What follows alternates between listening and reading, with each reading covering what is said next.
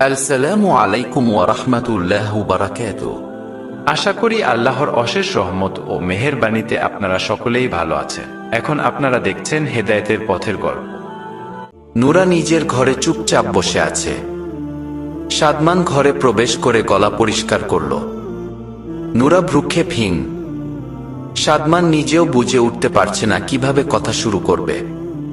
এক পর্যায়ে সংকোচ নিয়েই বলে ফেলল, চুপচাপ বসে আছো কেন? নূরার চোখে মুখে ক্ষোভ ফুটে উঠল। আপনি এরকম মিথ্যা একটা কথা বলতে পারলেন? মিথ্যা কথা আমার খুবই অপছন্দ। তাছাড়া অহেতুক মিথ্যেটা বললেনই বা কেন? সাদমান কাচুমাচু করে বলল, সরি। তবে মিথ্যাটা আর কয়েকদিন গেলেই সত্যি হয়ে যেত। মা তোমার জন্য অসুস্থ হয়ে যেত। আমি শুধু অগ্রিম কথাটা বললাম। আপনি মোটেও ঠিক কাজ করেননি। রাসূল সাল্লাল্লাহু আলাইহি ওয়াসাল্লাম বলেন, মানুষ যখন মিথ্যা কথা বলে তখন মিথ্যার দুর্গন্ধে ফেরেশতারা মিথ্যাবাদী থেকে 1 মাইল দূরে চলে যায়।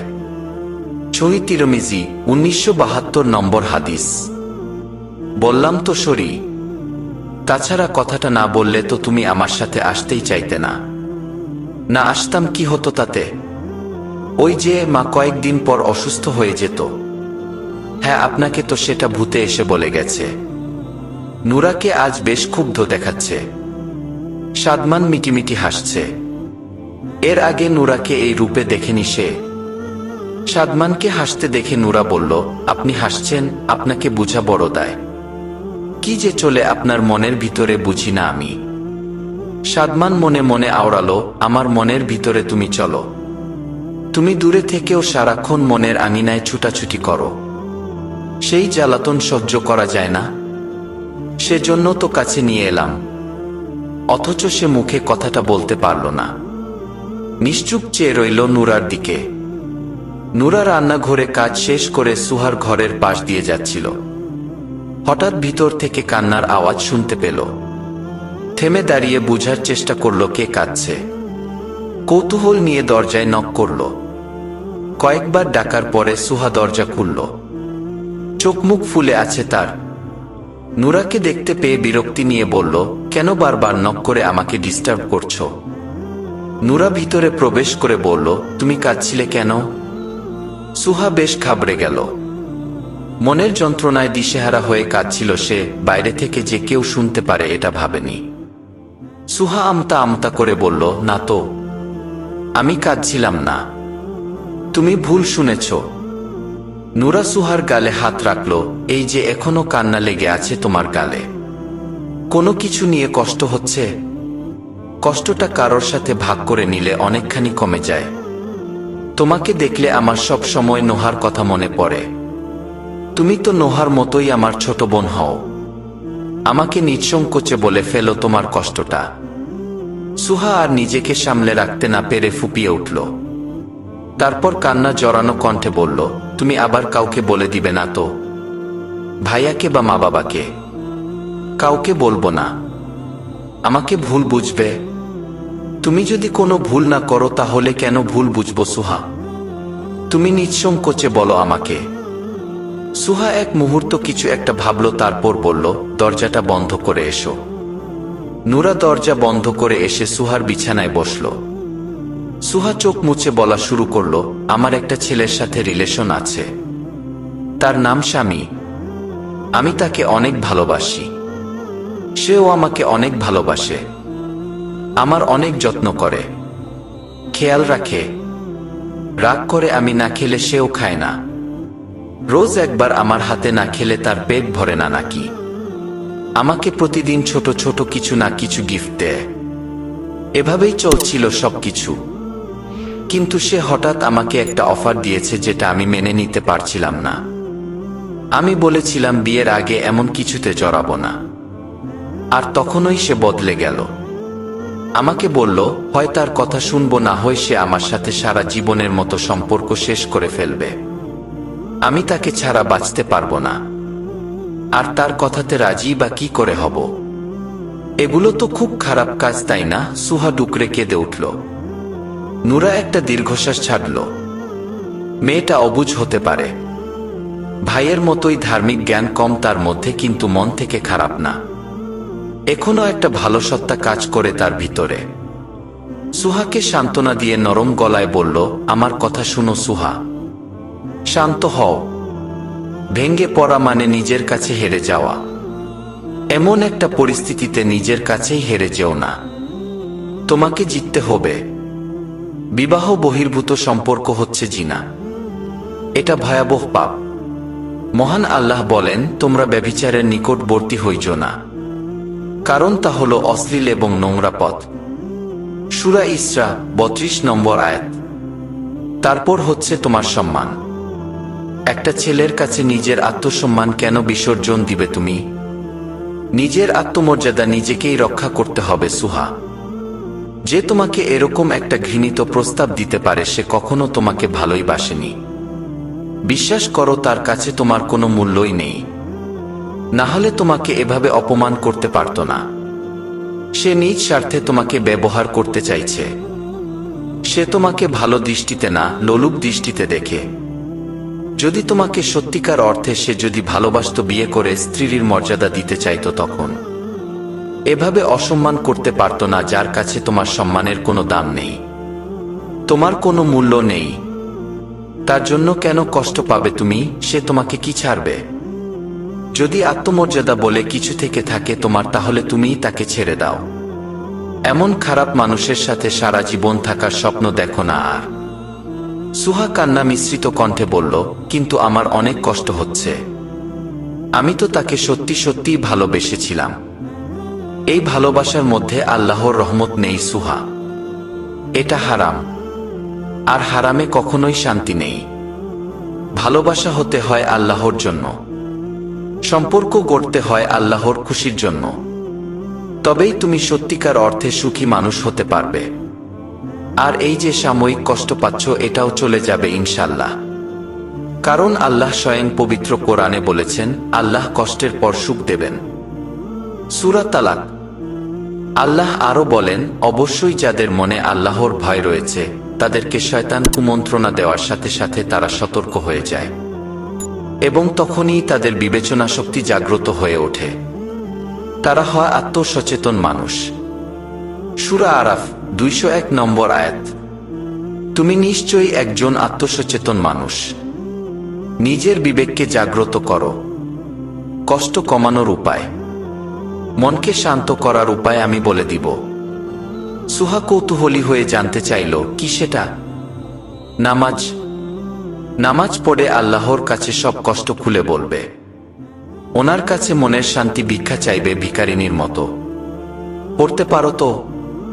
হ্যাঁ, আম্মু ছোটবেলায় শিখিয়েছিল, কিন্তু অনেক কিছুই ভুলে গিয়েছি। আমি শিখিয়ে দিচ্ছি। আগে তুমি অজু করে আসো, আর পোশাকটা পাল্টে নাও। এসব পরে নামাজ হবে না। সেলোয়ার কামিজ পরে নাও। আমার তো সেলোয়ার কামিজ নাই। আমি আমার একটা পোশাক তোমাকে এনে দিচ্ছি, দাঁড়াও। নুরা ঘর থেকে একটা পোশাক নিয়ে এলো। সুহা সেটা পরে এলো। তারপর দুজনেই অজু করল। নুরা সুহাকে নামাজ কিভাবে পড়তে হয় শিখিয়ে দিল। দুজনেই একসাথে এশার নামাজটা শেষ করল। তারপর সুহাকে বলল, এবার প্রাণ ভরে দোয়া করে আল্লাহর কাছে চেয়ে নাও যা চাওয়ার। তিনি মহান, চাওয়ার মতো চাইতে পারলে সব দান করেন। নুরা সুহাকে একা ছেড়ে দিল। বেরিয়ে এলো তার ঘর থেকে। কিছু মুহূর্ত একান্ত নিজের হয়। এখন সুহার আত্ম উপলব্ধির সময়। রবের কাছে লুটিয়ে পড়ে নিজেকে সমর্পণ করার সময়। নির্জনতা খুব প্রয়োজন তার। নুরা টেবিলে সবার জন্য খাবার সাজালো। সাদমান শুটিং থেকে ফিরেছে। অন্যদিন অনেক রাত করে ফিরে, কিন্তু আজকে বেশ তাড়াতাড়ি চলে এলো। হাত মুখ ধুয়ে সেও খেতে বসল। খাবার টেবিলে সবাই উপস্থিত, শুধু সুহা নেই। লিপি চিন্তিত হয়ে বললেন, সুহার আবার শরীর খারাপ করলো নাকি? নুরা দ্রুত বলল, আমি ওর ঘরে খাবার নিয়ে যাই মা। ওর মনে হয় এখানে আসতে ইচ্ছে করছে না। আচ্ছা যাও। নুরা খাবার নিয়ে যাওয়ার আগেই সুহা এসে টেবিলে বসল। নুরার দেয়া সেলোয়ার কামিজটা তার পরনে, মাথায় ওড়না। একদম অন্যরকম দেখাচ্ছে তাকে। হক সাহেব মৃদু হেসে বললেন, মাশা আল্লাহ, আমার মেয়েটাকে তো আজ খুব সুন্দর লাগছে। সুহা কৃত্রিম হাসল। নূরা একটা স্বস্তির নিঃশ্বাস ছাড়ল। খাবার শেষে আমেনা সব গোছাচ্ছিলেন। নূরা তাকে সাহায্য করছিল। সুহা পেছন থেকে ডাকল, ভাবি একটু এদিকে এসো। নূরা চমকে উঠে পেছনে তাকালো। সুহার মুখ থেকে এই প্রথমবার ভাবি ডাক শুনল সে। নূরা মুচকি হেসে বলল, কি বলবে বলো? তুমি যখন ফজরের নামাজ পড়তে উঠবে আমাকে একটু ডেকে দিও। অ্যালার্ম অনেক সময় শুনি না আমি। নূরার চোখ দুটো ছলছল করে উঠল। একটা মানুষ হেদায়েতের পথে পা বাড়াচ্ছে, এই ব্যাপারটা ভীষণ সুন্দর। উৎফুল্ল হয়ে বলল, অবশ্যই ডেকে দিব তোমাকে। নূরা সাদমানকে সালাম দিয়ে ঘরে প্রবেশ করল। সাদমানের জন্য কফি বানিয়ে নিয়ে এসেছে সে। সাদমান তখন সিগারেট ফুঁকছিল। সেটা ফেলে কফিতে চুমুক দিয়ে বলল, এখন যে আমার কফি খেতে ইচ্ছে করছে কি করে বুঝলে তুমি? মনে হলো আমার ব্যাপারে কত কিছু বুঝে যাও তুমি, কিন্তু আপনি বুঝেন না। নূরার কথাটাতে অভিমানের সুর স্পষ্ট শোনালো। সাদমান নূরার দিকে তার ব্ল্যাক কফির কাপটা এগিয়ে দিয়ে বলল, একটু খেয়ে দেখো তো কেমন খেতে এটা।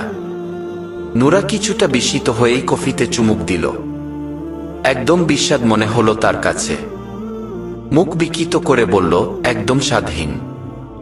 আমি যদি বলি এটা তোমার রোজ খেতে হবে, খেতে পারবে? নূরা নিশ্চুপ রইল। সাদমান হেসে বলল, পারবে না, কারণ এটা খেয়ে তোমার অভ্যাস নেই। কোনো অভ্যাস যেমন সহজে ছাড়া যায় না, সেরকমই নতুন করেও কোনো অভ্যাস করা যায় না। সময় লাগে সব কিছুতে। সিগারেট খাওয়া তোমার পছন্দ না আমি জানি, কিন্তু এটাতে আমি অভ্যস্ত হয়ে গিয়েছি। ছাড়তে হলে সময় দরকার। তবে সেই দিন নিশ্চয়ই খুব দূরে নয়, সেদিন আমি এটা একেবারে ছেড়ে দিব। নূরা আবেগ মিশ্রিত কণ্ঠে বলল, আমার জন্য সিগারেট ছেড়ে দিতে পারেন, আর যেই আল্লাহ আপনাকে সৃষ্টি করেছেন সেই আল্লাহর জন্য পাপ কাজ ছেড়ে দিতে পারেন না? 5 ওয়াক্ত নামাজ পড়ার অভ্যাস করতে পারেন না? সাদমান উঠে দাঁড়িয়ে বলল, নূরা, আমার ক্যারিয়ার আমার অনেক পরিশ্রমের ফল। এই বিষয়টা নিয়ে তুমি কথা না বললেই আমি খুশি হব। আর রইল নামাজের ব্যাপারটা, মন থেকে যদি ইচ্ছেটাই না আসে তোমার কথা শুনে নামাজ পড়ার মানে আছে কোনো? নূরা দীর্ঘশ্বাস ছেড়ে বিছানায় শুতে গেল। চোখ বন্ধ করে ভাবছে কবে এই মানুষটার হেদায়েত দেখতে পাবে। সেই দিনটা কি আদৌ দেখবে সে? নূরা ফজরের আজান শুনে চোখ মেলে তাকালো। কেউ একজন তাকে ডাকছে। সাদা পাঞ্জাবি পরিহিত, আতরের সুঘ্রাণ স্পষ্ট নাকে এসে লাগছে। নূরা কেঁপে উঠল। চট করে উঠে বসল। চোখ পরিষ্কার করে তাকাতেই দেখল সাদমান দাঁড়িয়ে আছে। সাদা পাঞ্জাবি আর সাদা টুপিতে অপূর্ব দেখাচ্ছে তাকে। এর আগে এই মানুষটাকে এত সুন্দর লাগেনি নূরার চোখে। নূরানি চেহারা লাগছে একদম। সাদমান হাত বাড়িয়ে দিল নূরার দিকে। নরম সুরে ডাকল, এসো নূরা, আমার প্রিয় অর্ধাঙ্গিনী। দুজনে একসাথে নামাজ পড়ব। ফজরের সময় হয়ে গিয়েছে। নূরার কানে পৃথিবীর শ্রেষ্ঠ সুন্দর ডাক যেন এটাই। মোহগ্রস্ত হয়ে গেল সে। হঠাৎ সাদমানের দাড়ির দিকে চোখ পড়ল নূরার। গাল ভর্তি দাড়ি। সাদমানের গালে তো খুচা খুচা দাড়ি। চাপ দাড়ি তো তার গালে নেই। নূরার চোখের সামনে সবকিছু যেন কেমন ঝাপসা হয়ে উঠল। আস্তে আস্তে পাঞ্জাবি পরিহিত সাদমান ধোয়ার মতো মিলিয়ে গেল। নূরার ঘুমটা মুহূর্তেই ভেঙে গেল। এত সুন্দর স্বপ্ন সে এর আগে কখনো দেখেনি। কেন ভেঙে গেল ঘুম? আরেকটু দীর্ঘ হলে কি ক্ষতি হতো? দীর্ঘশ্বাস ছেড়ে তাকালো সাদমানের দিকে। বেঘরে ঘুমাচ্ছে সে। নূরা উঠে ফজরের নামাজের জন্য প্রস্তুত হয়ে নিল। নূরা ঘরের কাজ করছিল। লিপি এসে বললেন, আজকে নূরার চাচার ফ্ল্যাটে সবাইকে দাওয়াত দেয়া হয়েছে, সেখানে সন্ধ্যায় যাবেন ওনারা। নূরাও যেন প্রস্তুত হয়ে নেয়। আবার সেই বাসায় যেতে হবে যেই বাসা থেকে তারা অপমানিত হয়ে বেরিয়ে এসেছিল। নূরার মনটাই খারাপ হয়ে গেল। ওনাদের অনেক আগেই ক্ষমা করে দিয়েছে সে। কিন্তু পলি চাচিদের বাসার দাওয়াত মানে সেখানে এমন অনেক কিছুই হবে যেগুলো নুরার ভালো লাগবে না। সেগুলো ভেবেই মন খারাপ হয়ে গেল তার। কিন্তু মিসেস পলিকে বুঝতে না দিয়ে বলল, ঠিক আছে। অজানা ভয় কাজ করছে তার মনে। ওখানে আবার জাহিদ আসবে না তো? তো বন্ধুরা, গল্পটি কেমন লেগেছে কমেন্ট বক্সে আপনার মতামত জানিয়ে দিন। আর এই রকম সুন্দর সুন্দর গল্পের ভিডিও পেতে আমাদের চ্যানেলটিকে সাবস্ক্রাইব করে বেল আইকনটি প্রেস করে রাখুন।